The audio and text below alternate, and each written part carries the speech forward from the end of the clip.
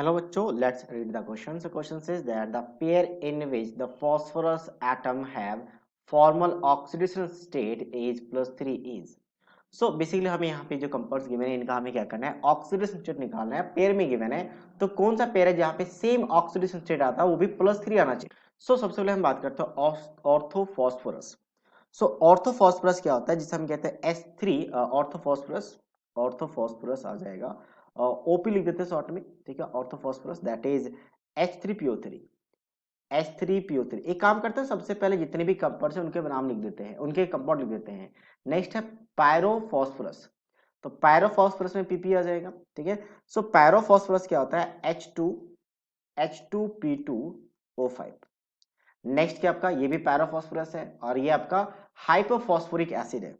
सो hypophosphoric का acid का मतलब HP लिख देते हैं शॉर्ट में, हाइपोफॉस्फोरिक एसिड. तो ये होता है आपका H4. अब ये फॉर्मूला आपको याद होना पड़ेगा, याद रखना पड़ेगा. तो H4P2O6 होता है. नेक्स्ट क्या आपके पास, फिर से हाइपोफॉस्फोरिक एसिड जो ऊपर है वही सेम है, पायरोफॉस्फोरिक एसिड एंड पायरोफॉस्फोरस था और एक पायरोफॉस्फोरस तो OUS है और एक इक है. तो पायरोफॉस्फोरिक यानी IC है, ठीक है. तो पायरोफॉस्फोरिक है, पायरोफॉस्फोरिक एसिड की बात करें तो ये होता है आपका H4P2O7. तो एक काम करते हैं, सबका ऑक्सीडेशन स्टेट निकाल लेते हैं. इसके लिए हमें क्या करना पड़ता है, x मानना पड़ता है. हाइड्रोजन के लिए +1 होता है तो 3 times of +1 plus x plus oxygen के लिए क्या होता है -2 होता है. तो -2 = 0. 3 2 6, 6 में से 3 जाएगा तो x का वैल्यू आ चुका है +3.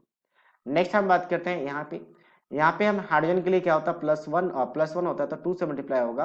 यहाँ पे 2 टाइम्स ऑफ x, एक फास्फोरस का निकालना है, प्लस 5 टाइम्स ऑफ -2 तो 5 2 10, 10 में से 2 जाएगा तो बचा कितना 8. तो 8 का हाफ कितना आ जाएगा 4.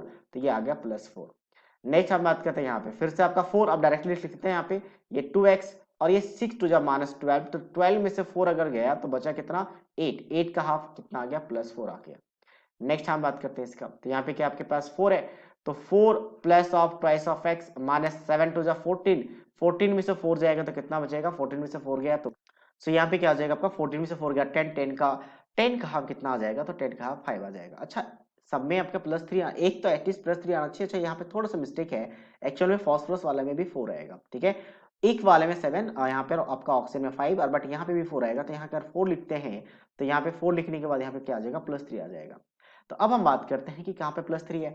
तो ये दोनों ऑर्थोफॉस्फोरिक एंड पैराफॉस्फोरिक की पहला ही तो था ये दोनों, तो पहला वाले में +3 है. बाकी हम देखेंगे तो पैराफॉस्फोरस PP तो ये रहा इसका +3. बट वही हाइपो की बात करें तो हाइपोफॉस्फोरस का +4 है, तो नॉट करेक्ट मैच. ऑर्थोफॉस्फोरस का तो एक ऑर्थोफॉस्फोरस भी है जो यहाँ पे शुरू में लिखा है तो उसका +3 है, लेकिन फिर से हाइपोफॉस्फोरस का प्लस कितना आ चुका है, हाइपो का +4 है तो ये इनकरेक्ट है. फिर से यहाँ पे पैरो और पैरोफॉस्फोरिक, फॉस्फोरस एंड हाइपोफॉस्फोरिक तो पैरो वाला ये दोनों पैरो वाला है तो इसका +3 +5 है तो फिर से इनकरेक्ट है. So that means only option A is the right answer of this question. So I hope you understood it well. All the best.